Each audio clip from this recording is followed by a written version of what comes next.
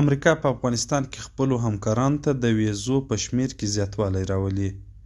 راپورونه وایي چې سپینه ماڼۍ پر یو پلان کار کوي چې له مخې به یې په افغانستان کې د خپل ماموریت همکارانو ته د ځانګړو ویزو په ورکړه کې د پام وړ زیاتوالی راولي، په داسې حال کې چې وړاندې د دې بهیر د بندېدو خبر ورکړل شوی و.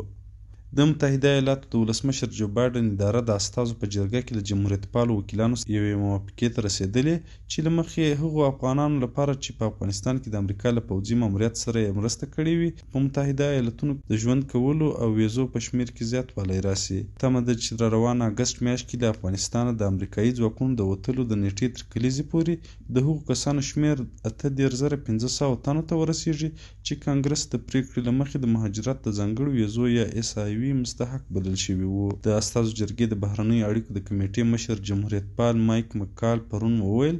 چې نوې موافقې په اساس په 12,000 نورو افغانانو ته هم د امریکا ویزې ورکول کیږي، خو بایډن ادارې ترې د 100,000 ویزو غوښتنه کړې وه. د امریکا د بهرنیو چارو وزارت یو چارواکي د خپل نوم نه ښودلو په شرط رویټرز خبري اژانس ته ویلي وو